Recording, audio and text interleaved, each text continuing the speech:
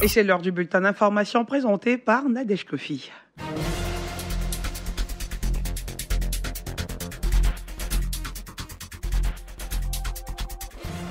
Bonjour à tous et merci de vous informer sur Radio Côte d'Ivoire. Abidjan accueille ce lundi la 6e édition d'Africa CEO Forum, une rencontre qui réunit les plus hauts décideurs financiers du continent. Les réflexions vont porter sur la transformation de l'économie africaine. 1200 participants, dont de nombreux chefs d'État du continent, sont annoncés. Les présidents du Zimbabwe, Emmerson Mnangagwa, et celui du Ghana, Nana Akufo-Addo, sont arrivés hier. Les enjeux de ce rendez-vous international avec Jérôme Kouakou. C'est la plus importante rencontre internationale réunissant dirigeants d'entreprises africaines, investisseurs et décideurs financiers venus de plus de 70 pays, dont 40 africains. Le Africa CEO Forum accompagne le développement des entreprises africaines et participe à leur promotion en Afrique et à l'international. La forte participation d'entreprises emblématiques et de responsables publics clés aux côtés d'acteurs financiers et de personnalités africaines et internationales, parmi les plus réputés, font du Africa CEO Forum une plateforme exceptionnelle de débat et de réflexion sur les défis économiques et industriels de l'Afrique. Pour cette 6e édition, les réflexions vont tourner autour du thème « Champions africains, l'heure de la transformation ». Tous reconnaissent que malgré un climat des affaires encore contraignant, les 2 dernières décennies ont vu émerger un secteur privé africain structuré et entreprenant. Mais comparé aux autres régions émergentes du monde, le nombre des grandes entreprises africaines reste encore faible et leur taille modeste. Il est désormais temps que les champions africains actuels se hissent à la hauteur de la concurrence mondiale et entraînent derrière eux la prochaine génération. Et cela passe par une révolution digitale, transformer les menaces en opportunités. En Afrique, la création d'emplois est une urgence, mais de nombreux domaines d'activité restent peu développés. Comment les dirigeants du continent et les entreprises peuvent-ils s'adapter pour faire d'une rupture historique une vraie chance de croissance et de transformation? Voilà la problématique à laquelle tenteront de répondre les 1200 participants annoncés au bord de la lagune Ébrié. Sont également attendus les présidents libériens George Weah, le Ghanéen Nana Akufo-Addo et le Zimbabwéen Emmerson Mnangagwa. Pendant 48 heures, Abidjan sera la capitale de l'économie africaine. Au programme, conférence d'ouverture, panel de haut niveau animé par les décideurs financiers du continent. Les Suisses et la Côte d'Ivoire, 2 pays qui ont en commun le cacao, renforcent leur coopération dans plusieurs domaines, notamment économiques. Le ministre suisse de l'économie a échangé récemment avec le Premier ministre. On écoute Johan Schneider-Ammann. L'idée de renforcer les liens, de collaborer encore plus.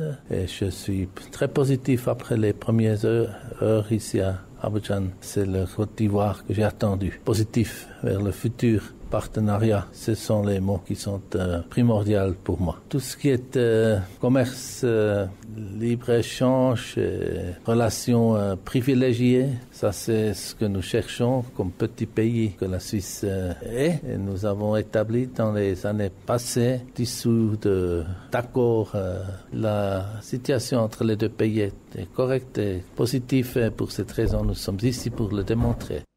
Les plateformes des organisations de la société civile pour l'observation des élections en Côte d'Ivoire saluent le bon déroulement des premières sénatoriales. La POESI se réjouit surtout de la célérité dans la proclamation des résultats, annonce faite hier au cours d'une conférence de presse. Bamba Sendou est le coordonnateur de la POESI. Globalement, nous retenons que ça a été une élection apaisée sur l'ensemble du territoire national et que tout s'est bien passé. Que les observateurs ont bien observé, les électeurs sont venus voter et les résultats ont été donnés le même jour. Cela montre que les choses évoluent en Côte d'Ivoire. Dans le déroulement, le scrutin est crédible. Il n'y a pas eu d'informations, de mauvaises choses qui se sont passées sur le terrain de par nos observateurs, puisque nous, on a eu la chance de couvrir les 35 bureaux de vote sur le territoire national. Et donc, dans la remontée des informations, il n'y a pas eu d'incident majeur qui peut mettre en cause la crédibilité du scrutin. Et je crois que c'est l'une des élections en Côte d'Ivoire où l'ensemble des observateurs ont eu la chance de rester dans le bureau de vote de l'ouverture jusqu'à la proclamation des résultats. C'est une avancée notable et nous espérons que ce sera un acquis définitif où les observateurs peuvent rester sur le déroulement du scrutin de l'ouverture jusqu'à la clôture dans les bureaux de vote.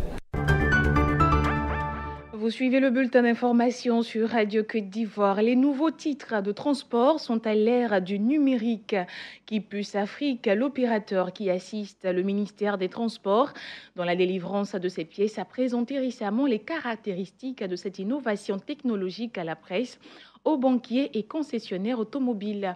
La directrice des opérations de Kipus Afrique était hier dans les salons de Radio Côte d'Ivoire.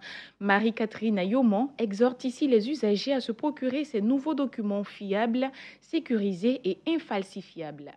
Il est souhaitable d'avoir le nouveau permis et les nouveaux titres de transport. Pourquoi ? Parce qu'il y a une innovation technologique dans ces titres de transport. À l'aide d'un smartphone, lorsque vous slashez le permis de conduire, la carte de transport ou la carte de transporteur, vous avez en temps réel les informations qui sortent sur le téléphone portable. C'est une innovation technologique que nous apportons sur les différents titres de transport. Avant, sur les anciens titres, il y avait des puces intégrées dans les permis de conduire. Donc là, il fallait insérer forcément le titre dans un terminal. Mais là, vous voyez qu'à l'aide d'un téléphone portable, vous avez les informations en temps réel sur ces titres de transport-là. Un mot de religion dans cette édition. Les fidèles catholiques ont célébré hier la fête des rameaux, une célébration qui précède le dimanche de Pâques et marque à l'entrée dans la Semaine Sainte. Rendons-nous dans la région du Go où Denise de la Fafiette a suivi la messe à Gagnoa.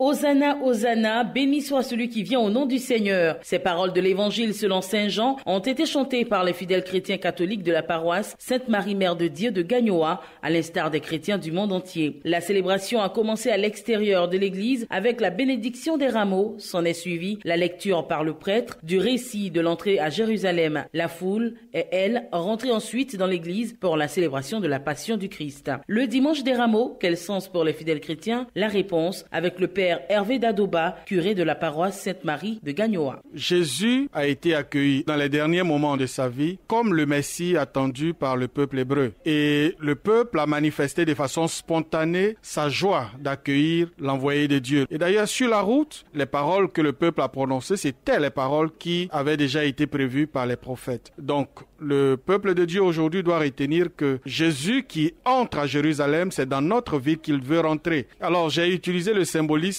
du rameau. En tant que porte-parole de Dieu, je dépose donc ce rameau de la paix sur toute la Côte d'Ivoire, sur ses habitants, sur ses dirigeants, pour que toute activité cessante, l'on puisse parler de la nécessité de la paix, de la réconciliation de tous les enfants de Côte d'Ivoire. Les rameaux utilisés traditionnellement par les fidèles sont en général les branches de palmier qu'à l'issue de cette messe, les fidèles ramènent chez eux et les conservent jusque l'année suivante afin de les utiliser pour le mercredi des cendres. Denise de la Fafiette, Gagnoa, Radio Côte d'Ivoire. À présent, l'actualité hors de nos frontières sur Radio Côte d'Ivoire. En Sierra Leone, à moins de 48 heures de la date prévue pour le scrutin, les électeurs ne savent toujours pas si le second tour de l'élection présidentielle aura bel et bien lieu. Samedi, une décision de justice a suspendu provisoirement le vote et les opérations de déploiement du matériel électoral sont à l'arrêt. La mission d'observation de l'Union européenne a tout de même déployé hier à ses équipes sur le terrain, tout en évitant la question d'un éventuel report lors de son point presse. La société civile se dit préoccupée par la situation et appelle au maintien du scrutin à la date prévue. Les personnes et les associations qui dénoncent les discriminations en Mauritanie seraient la cible des autorités, selon un rapport de Amnesty International.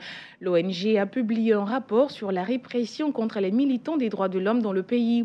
Selon les chiffres avancés par l'ONG, il y aurait jusqu'à 43 000 personnes vivant en situation d'esclavage en Mauritanie et la situation risque encore de se détériorer à l'approche de l'élection présidentielle de 2019, selon l'Organisation de défense des droits de l'homme.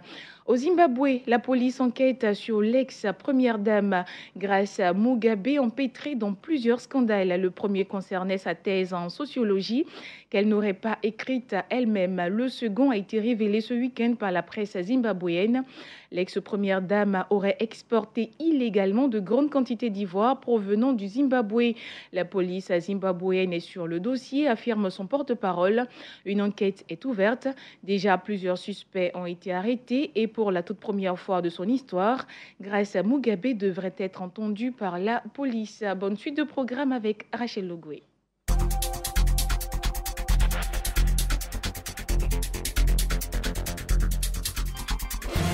Vous écoutez le 9-12. Allez, grand merci à Nadège Kofi qu'on retrouvera avec beaucoup de plaisir à 11h pour un autre point de l'actualité. Et tout de suite, et sans transition, on retrouve Jérôme Kouakou pour votre émission Débat sur Radio Côte d'Ivoire. 50 minutes pour convaincre. Si la famille est le socle de la société, alors la femme est le moteur de l'existence humaine puisque c'est elle qui donne la vie. C'est elle qui donne les premières éducations à l'enfant. Elles sont sur tous les fronts pour s'affirmer. Par exemple, en Côte d'Ivoire, 60% de la main-d'œuvre agricole est composée de femmes. Et pourtant, malgré cette volonté, les femmes, pour la plupart, restent encore à la traîne. Dans de nombreux pays, par exemple, la pauvreté a encore un visage féminin, comme dans notre pays, ici en Côte d'Ivoire. Les femmes continuent de jouer les seconds rôles. Alors, question, qu'est-ce qui empêche les femmes de s'épanouir? Que faire pour changer la donne? Pour en parler, nous recevons sur ce plateau 3 dames. D'abord, Emilienne Koulibaly, directrice exécutive d'ONG et membre de l'Association des femmes juristes de Côte d'Ivoire. Emilienne Koulibaly, bonjour. Bonjour Jérôme. Juste à côté de vous, Marie Bonnefoy, chef de mission ONG International Empower. Marie, bonjour. Bonjour Jérôme. Et pour terminer, Madame Doumbia Fanta, elle est présidente de l'Organisation des femmes actives de Côte d'Ivoire, OFACI. Madame Doumbia, bonjour. Bonjour Jérôme. Très bien, le décor est planté, toutes les 3. Je vous proposerai, mesdames, que nous puissions nous parler franchement pour espérer donc faire bouger les lignes. C'est ce que nous allons faire tout au long de cette émission. Et je voulais commencer par Emilienne Koulibaly. Dites-nous, Emilienne, est-ce qu'en Côte d'Ivoire, les femmes sont malheureuses? Merci bien. Je pourrais dire que vous répondre de prime abord pour dire qu'effectivement elles sont malheureuses.